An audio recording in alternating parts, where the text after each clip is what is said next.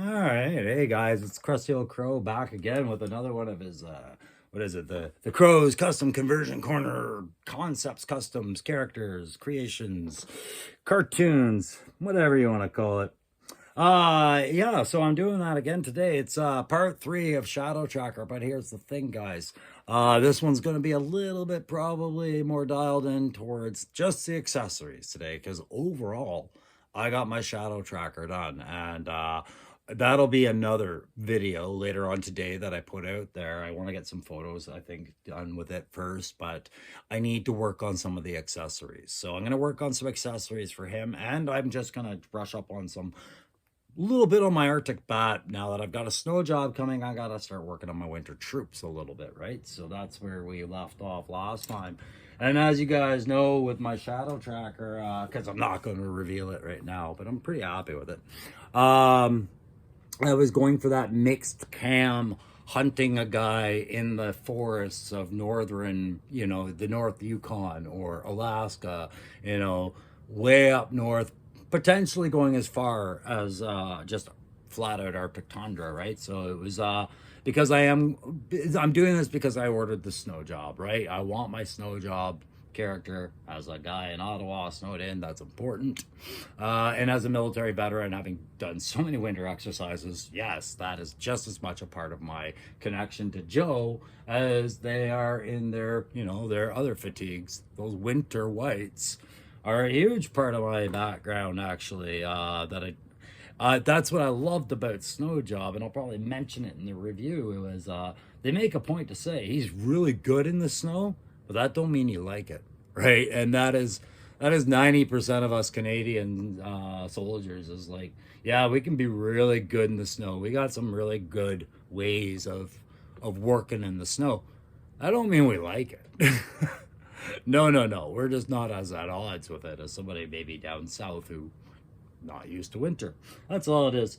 So yeah, I wanted to make my Shadow Tracker kind of fit in with the whole Arctic line, as I hope Hasbro develops it with the Snowcat coming, and maybe we'll get a frostbite or whatever. And then, like I said, I'll get another swing at those snow serpents when they come to the retro line, and I'll swing harder this time. I missed that first swing with that box in my hand, and I should have bought it then. But yeah, snow serpent. So I want to build up my Arctic stuff. Also, because I've got that V2 stalker that I'm going to be working on here as soon as that order comes in, and then that'll be one conversion that I've been speaking enough to. So when I last left you, I was talking about my Shadow Viper and what I'm doing with that, and I said I was doing that mixed cam, and I had that trench coat and some weapons. Well, one of the weapons I talked about was this one here. It is the Marvel Legends extra bonus feature that you get with the figure, the Build-A-Figures that create, I believe it's Kuma from the Black Panther Namor battle. So as I kind of brush that up, I'm also going to talk about some other stuff that's going on with Joe and with me and all that other stuff, and the subscribers. Oh, you wonderful subscribers. And guys, I'll just remind you really quick, like I said, I'm trying to grow that channel. I'm trying to have those discussions with other toy tubers that like to do Joe, just to have some fun. I love talking about this stuff, and I'm trying to get so much more into the participating in those live stream chats with some of the bigger names out there. Like I was in there with I'm always in there with Aaron the Toy Hancer as often as I can be, but I try to tune into its chat and they discuss the things I want to talk about. I'll chime in. You guys have seen me, some of you out there. Digital Diarrhea, I see you out there.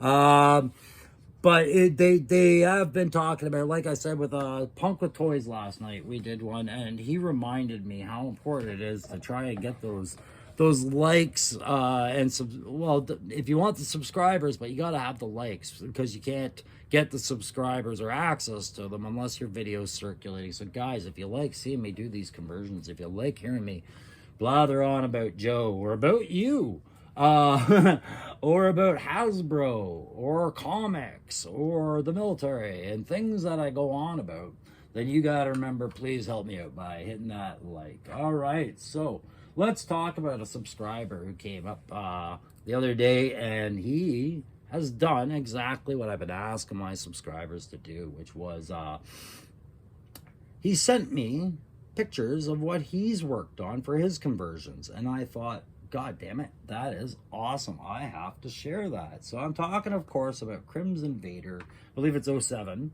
He has been very active participant in the comments in the last, I'd say, few videos for sure. And I mean, like, he's starting to really get my attention a lot. Like Aslan's Mechanics, Demacasm, Skullfrog, Aaron, all you guys, Logan Wartooth, you guys, you get my attention a lot when you start hitting those comments. And I know I'm missing out. A few who have commented quite a lot, and I apologize. But you know, like that stuff really sparks and inspires me, and I really appreciate that.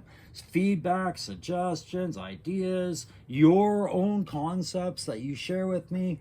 I've put my email up in that channel description, guys. So I did that exactly. So what happened with Crimson Vader could happen with any of you that want to share. And he sent me some pics today of a conversion that he had done for his Tiger Force. He did a ninja for his Tiger Force, and he did a really good kit bash with it. And so I before I show it to you, I just want to let you know. So he calls his character Sabretooth, which I thought was great because it actually fit really well with the image of the character that he showed me. And I had just been talking about how Sabretooth was an inspiration for Tiger Force before, back in the line, back after the '94. So I thought that was great. What a great way to bring that homage back to the original concepts by creating one and calling him Sabretooth. I loved it. So who did he use and what did he do? I have to read it because it's hard for me to memorize some of the times. So I won't tell you the combinations of it. I'll just tell you two characters, key characters that he did. Two key characters, and then we'll let you figure out the third character. I won't unlock all of his secrets, but I think it's all pretty clear once you get a really good look at the picture. So I got to make sure you guys get a good look picture. So we're talking about, oh, this was great. He did Tiger Force, and the first thing he did, he flipped a flint, Tiger Force flint, and it made it work. So here is Sabretooth. So we're dealing with a Tiger Force flint torso with that beret. We've got different weapons with them, and we've got some snake eyes legs going on there. We've got a really sharp, crisp, smooth kit bash going on here with Sabretooth. I was very, very impressed by what he did because he said, I think this was, did you say this was your first custom? Finish. Oh no, not that it was his first custom, but he finished this custom and he was excited to share it with me.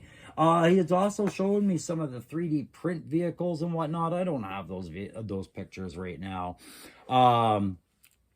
He's shared those with me as well, and I'll tell you right now, there's a lot of Joe 3D print vehicles I don't have my eye on. I'm not entirely sold on scaling up to the vehicles yet. It's about display set base more than anything, and not a lack of desire for them. But one that he showed me was the Skyhawk, and he had a Tiger Force Skyhawk done up, and I thought that was pretty damn cool. What you guys seeing me do right now is I'm just using, and I am trying to dry the brush again because I did wet it just to make sure. I wet it to dry it, but it's a dry gold fang. This is what I'm doing the hilts of his weapons with. I first applied a bit of olive brown, and then I did a Agrex Earth wash. I don't have much of my Agrex Earth left. I have to pick some up this week, but that's Agrex Earth wash, so that's like a darkening brown kind of wash you put over it. I did that to darken the hilts on the weapons. You'll see why as you start seeing where the weapons are at this state. Remember, I primed everything black except for two things. Two, yeah. So right now I just I've gone over that with the dry brush of the gold fang. It dried overnight, and in the middle, what I'm trying to do here with this is it's all still a very gloss black, and I'm going to apply another black. It's a metallic. It's the Raven Black. It's meant for an air, but it's a midway transitional layer that you put on before you put on what's called its night scales, I believe, right here.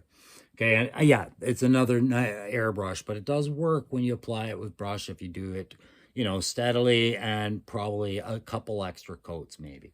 And what that does is that lends like this almost metallic sparkle to it, which I want along these bones. I feel like they've been treated with something and protected. The same as this convex. You can see it's pocked.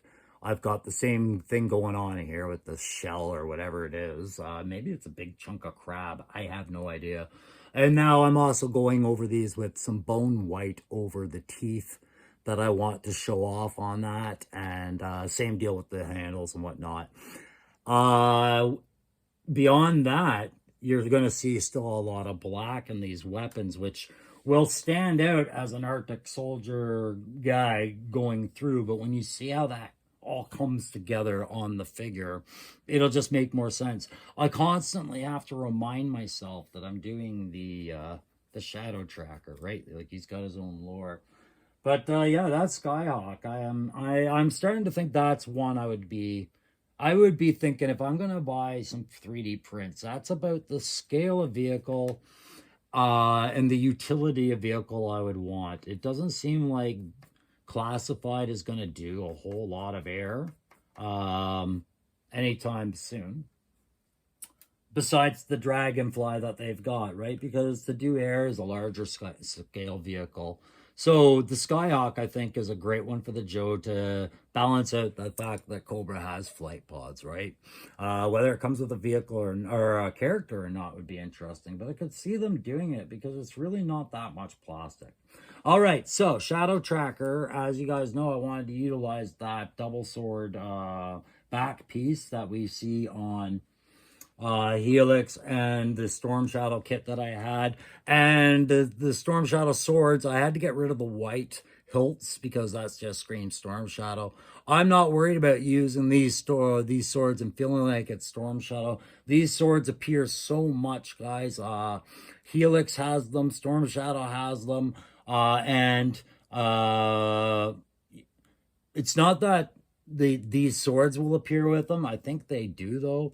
But I should mention I might be getting a line on Kamakura soon.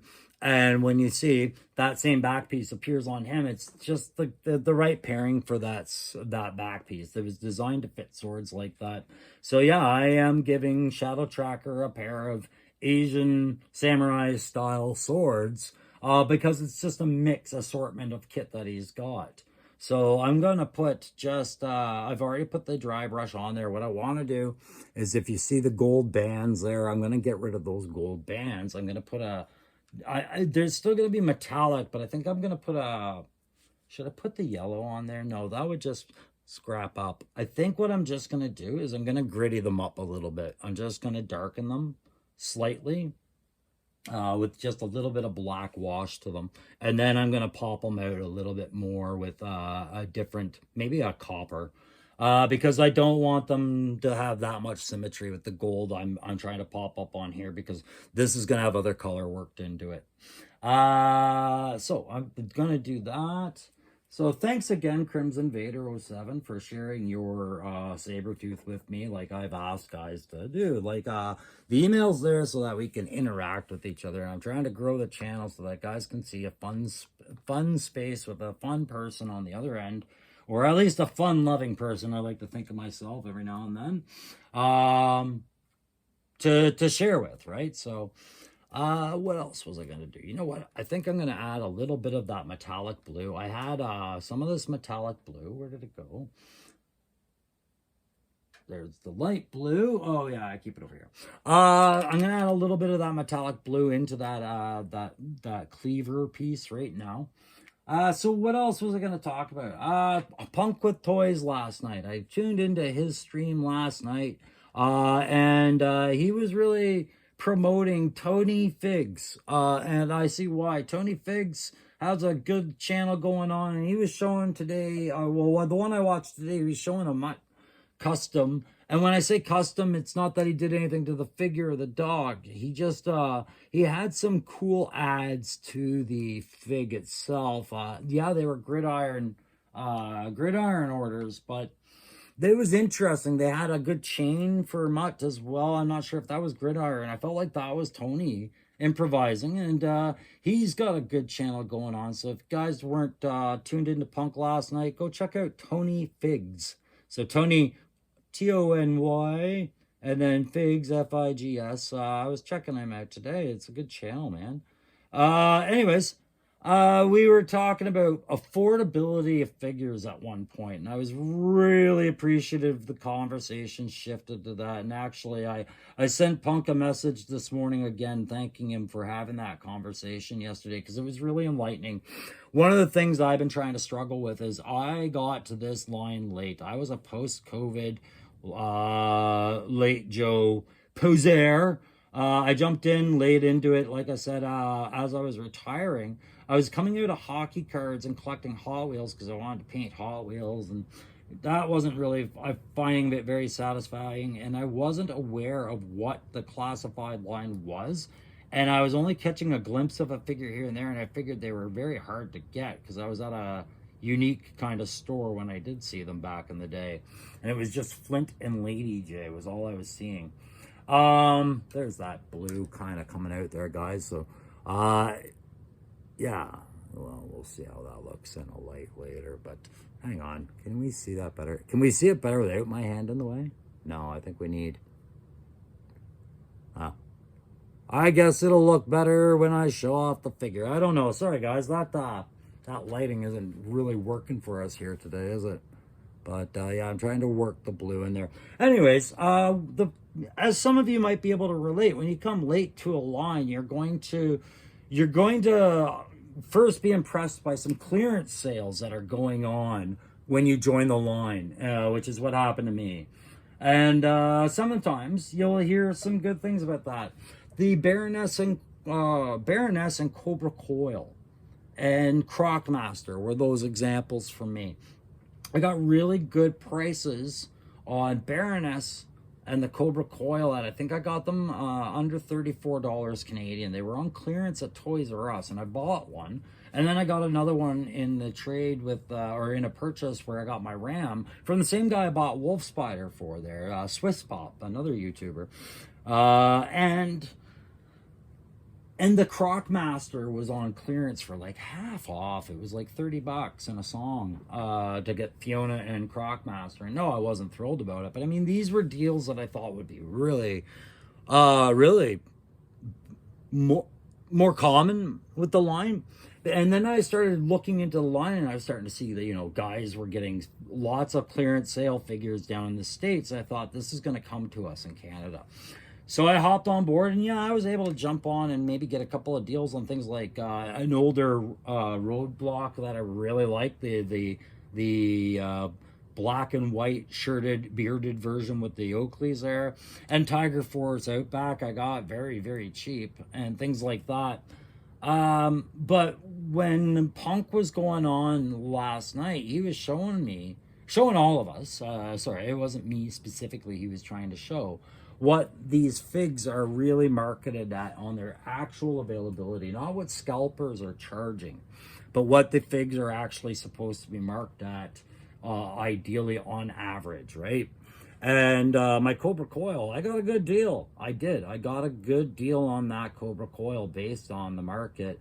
And I've gotten some good deals on things that I've saved money on. And then some weren't just good deals, they were just the deal, right? Like, yeah, everybody would save money if they went to buy it now because it was an overprinted figure or there was lots left in stock and things like that, guys. So I found that really informative, and it made me really reluctant to really go and overpay for my Beachhead vendetta that I have. Hang on one second. As you guys know, Beachhead is my holy grail. Him, Major Blood. Those are the two biggies. And then it would be probably, just like everybody else, Chuckle, Serpentor, all those others, exclusive comms that people get, right? Some you can get on your own, some you can't, and some I was prepared to pay, and I was getting set to pay. I think it was 140 Canadian, which I think is closer to $100 American. I was getting ready to pay that for Beachhead because that's the average I see him when he pops up on Amazon, and I'm just kind of tired of not having him. And I didn't really want to make him. I respect the Beachhead character too much. He is part of that Joe core chain of command that, as a military guy, I want it reflected in my line, right? So, but when I watched what Punk was showing me, it was like, man, you're supposed to be able to get them for under $60 or around there. American, which is like 70, $80, or sorry, closer to 80, 90 here. Canada, sure. But yeah, no, Canada, we were paying like that plus 50% for through most scalpers. And I think what's going to end up happening is I'm going to end up missing the boat on the Beachhead, and I will end up making my own, because if I can't get it for that fair price, I can be patient and wait for the retro one, and that will satisfy my need to have a Beachhead on the shelf. I just have to be a patient motherfucker, which I'm usually not, right? And so what you're seeing me do right now is I'm mixing a little white right now, because part of the Shadow Tracker kit is his inescapable nets, and I've made two. One's on the figure eight now, and it is a bit different coloring than this one for a reason. But it's on the figure, and I'm not going to show the second one. But this one, I'm just going to add just a little touch of white blotching here and there. This one's going to be his possibly hidden away under the snow net. So yeah, so Beachhead, it was enlightening, and moreover, it's always good to go on these things and meet with new people in the chat. Take the suggestions you're getting from the host in the chat, like Tony was, on maybe some new content you might like. Through the guys he's been exploring, right? He's a veteran at this, and he's got the fan base and things like that. So you'll see me doing that more. Am I trying to grow the channel? Sure. Do I want to blatantly advertise this thing? Not really. Like I said, I know this show's not for everybody, right? It's just it's a lot of talking. It's poor camera work. It's a one take, but it's honest, raw, and whatever.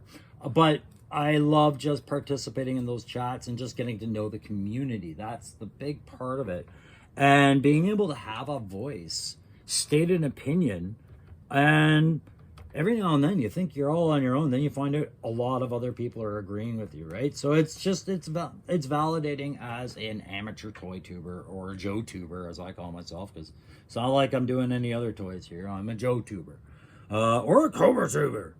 Anyways, there, added a little bit of white to that net, lends a little bit of transparency where there isn't any, going through the air. That's what I was looking to establish with that.